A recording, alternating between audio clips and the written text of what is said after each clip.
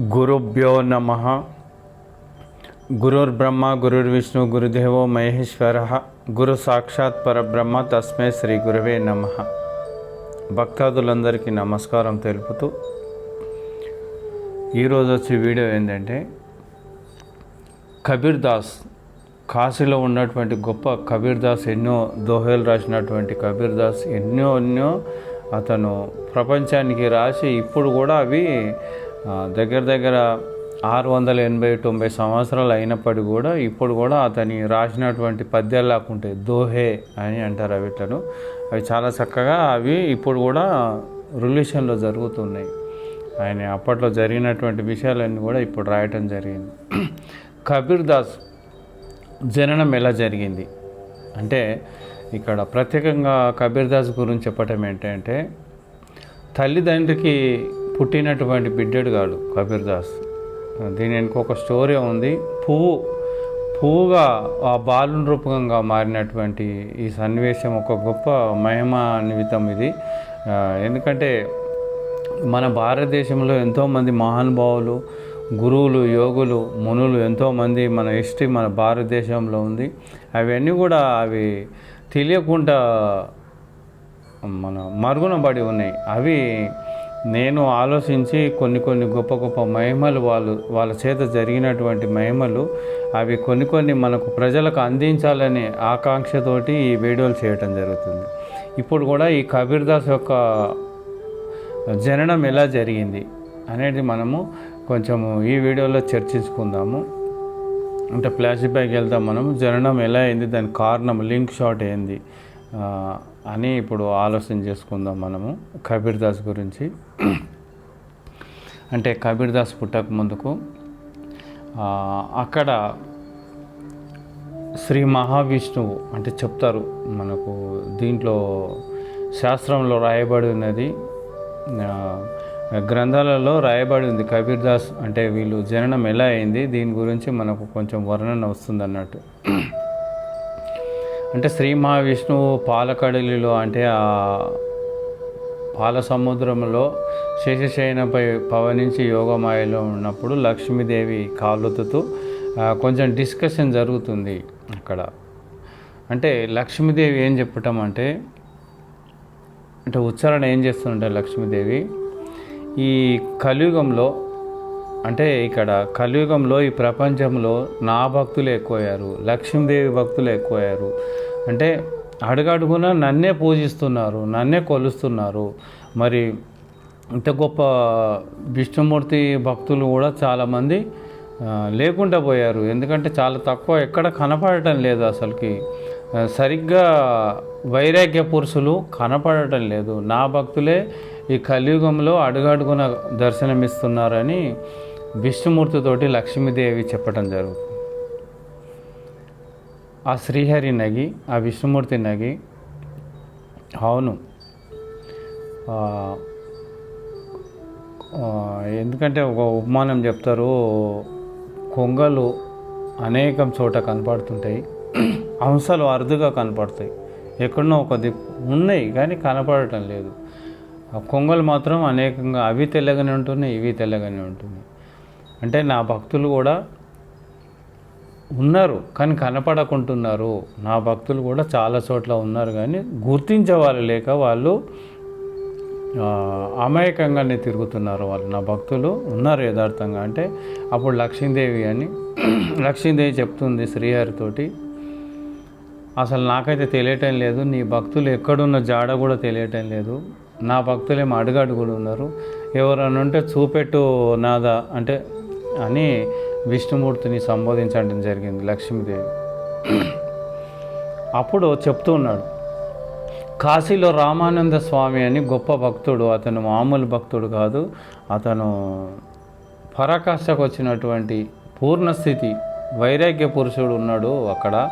అంటే లక్ష్మీదేవి అంటుంది, నాకు నమ్మే శక్యం లేదు, ఈ రోజుల్లో అంత పరిపూర్ణ స్థితి వైరాగ్య పురుషులు ఎవరు ఉన్నారు, అంతా నా భక్తులే కనపడుతున్నారు, నేను పరీక్ష చేయాలి అని లక్ష్మీదేవి చెప్పటం వల్ల శ్రీ మహావిష్ణువు సరే అలాగే చెయ్యి ఏముంది చూడండి మీరు ఆ మహానుభావుని స్థితి లక్షణాలు ఎలా ఉన్నాయంటే సరే అని ఆమె ఆ భూలోకం రావటం జరుగుతుంది లక్ష్మీదేవి. వచ్చి అక్కడ కాశీలో ఈ రామానంద స్వామి కాశీలో ఉంటాడు కదా, అక్కడికి వచ్చి ఆ తల్లి రోజు స్నానం చేసి అలా వెళుతూ పూజకు వెళ్ళేవాడు రామానంద స్వామి. అక్కడ మార్గ మధ్యలో స్నానంకి వెళ్ళేటప్పుడు ఏం చేసింది, ఈ మార్గాన్ని వెళ్తాడు మళ్ళీ ఈ మార్గాన్ని వస్తాడని ఆలోచన చేసి అక్కడ తోవల మంచి ఒక పూల తోట నిర్ణయింపజేస్తుంది అన్నట్టు లక్ష్మీదేవి. ఆమె శక్తితోటి మంచి గులాబ్ పూల తోట అక్కడ తయారు చేస్తుంది. అప్పుడు రామానంద వారు ఆ స్నానం చేసి ఆ మార్గాన్ని వెళ్తుంటే అక్కడ గులాబ్ పూల తోటలో చాలా చక్కగా కనపడుతుంది. అక్కడ ఎవరు ఉండరు, లక్ష్మీదేవి ఆంతరికంగా అక్కడ ఉంది కనపడకుండా. ఏం చేస్తాడు చూద్దాం, స్వార్థం ఉందా లేదా అని. అప్పుడు రామానందుల వారు చూసి, అరే ఎంత చక్కగా ఉన్నాయి, ఇది కొన్ని తెంపి మన విష్ణువు యొక్క సాన్నిధ్యంలో పూజకు మనకు పనికొస్తాయి కదా అనే ఆలోచనతో పువ్వు తెంపటం జరిగింది రామానందుల వారు. అప్పుడే అక్కడ ప్రత్యక్షమై, వెనక నుండి ప్రత్యక్షమై, రామానంద నువ్వు ఒక గొప్ప భక్తుడవు అని చెప్తున్నావు, ఈ పూలతోటి ఎవరితో నీకు తెలియదు, నువ్వు దొంగతనంగా ఎలా కోసావు, ఎవరు ఆర్డర్తో కోసావు, ఇది తోట నాది, నువ్వు నాకు అడగకుండా మీరు ఎలా కోస్తున్నారు. అప్పుడు రామానంద వారు, తల్లి నాకంటూ ఏం కోరికలు లేవు, ఇది శ్రీహరికే ప్రసాదిద్దాము, శ్రీహరి యొక్క పాదపద్మాల దగ్గర పువ్వు పెడదామనే ఆలోచనతో తెంపాను తల్లి, నా గురించి ఏం కాదు, నువ్వు శ్రీహరి గురించి తెంపినా నీ గురించి తెంపినా దొంగతనమే కదా అని అనటం జరుగుతుంది లక్ష్మీదేవి. అప్పుడు ఈయన, తల్లి క్షమించండి, నేను విష్ణు యొక్క భావం నా సంకల్పంతో తెంపాను తప్ప నేను మాత్రం దొంగను కాదు తల్లి, నేను ఒక భక్తున్నే అని అక్కడి నుండి వెళ్ళిపోతాడు రామానంద వారు. అప్పుడు ఈ లక్ష్మీదేవి ఆ పువ్వును తీసుకొని వైకుంఠానికి వెళ్తుంది శ్రీహరి దగ్గరికి. వెళ్ళినప్పుడు అక్కడికి చెప్తుంది పోయి, చూసినావా నా భక్తులు అడుగడుగున్నాను, నువ్వేమో నిస్వార్థపరుడు, వైరాగ్య పురుషుడు, పూర్ణ పురుషుడు అని చెప్పావు, నువ్వు ఎవరితో తోట పూలు దొంగతనంగా తెంపిండిగో, ఇదిగో సాక్ష్యం నేనే ఉన్నాను అని తీసుకొచ్చి శ్రీహరి యొక్క సాక్షిగా చూపెడుతుంది పువ్వు. ఆ విష్ణుమూర్తి నగి, ఆ శ్రీహరి నగి, దేవి లక్ష్మీదేవి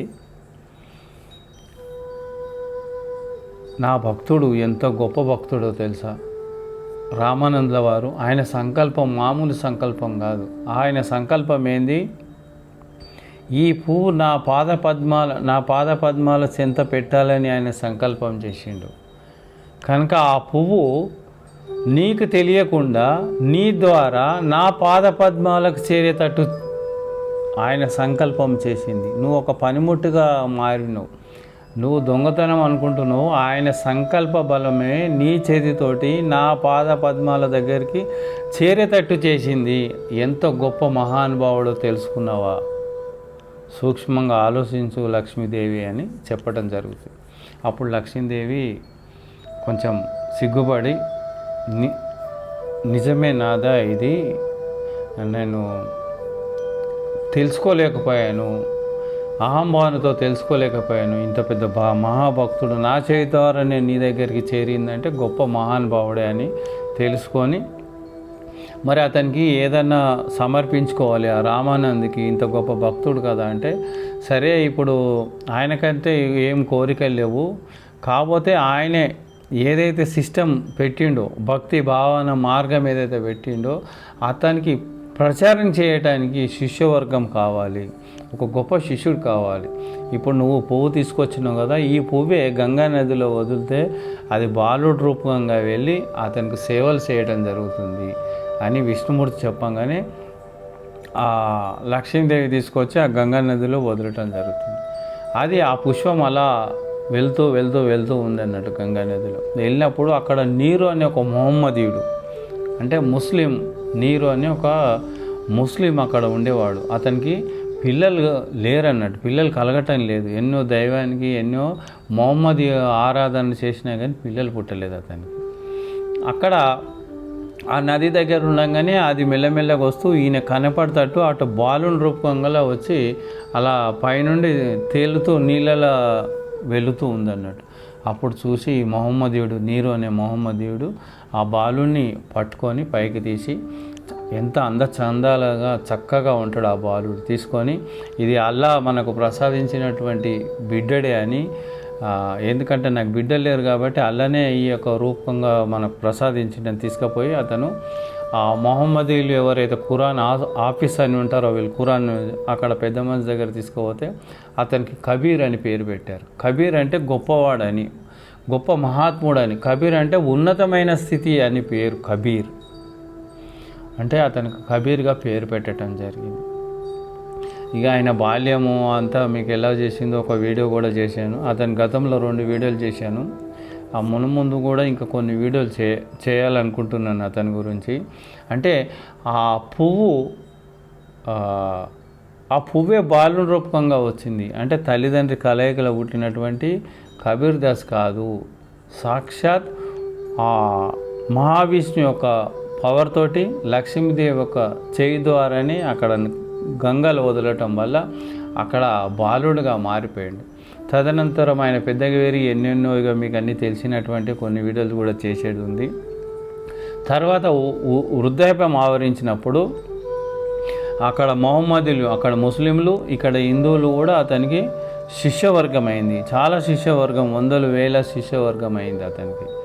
తర్వాత ఆయన వృద్ధాప్యం ఆవరించి ఆయన చనిపోవడం జరిగింది. షార్ట్కట్లో చెప్తున్నాను. చనిపోయిన తర్వాత అప్పుడు దానిపైన కప్పనేసిన తర్వాత ఇక్కడ ముస్లింలకు ఎప్పటికీ ఇంకా ఇవే గొడవలు ఉంటాయి. హిందువులకు ముస్లింలు ఏం గొడవలు పడుతున్నారంటే మొహమ్మదీలు, ముస్లిమ్స్ ఏమంటే పూడ్చిపెట్టాలని, అంటే సమాధి చేయాలని వాళ్ళు వాదన చేస్తున్నారు.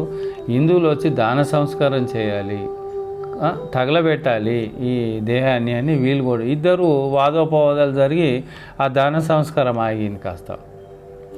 అప్పుడు ఒక మహనీయుడు ఎక్కంచెలో వచ్చి, ఎందుకు కొట్లాడుతున్నారా అనవసరంగా, మీరు కొట్లాడటం వేస్ట్, ఇది సరే మీరు సగం మంది ఉన్నారు, ఇక్కడ ముస్లిమ్స్ ఉన్నారు, ఇక్కడ హిందువులు శిష్యులు ఉన్నారు కదా, అందులో సగభాగం చేయండి అని అప్పుడు ఆ సగభాగం చేసిరు అన్నట్టు. సగభాగం చేసి ఆ కఫన్ దానిపైన బట్ట తొలగి చూస్తే అక్కడ దేహం లేదు, పూలే ఉన్నాయి.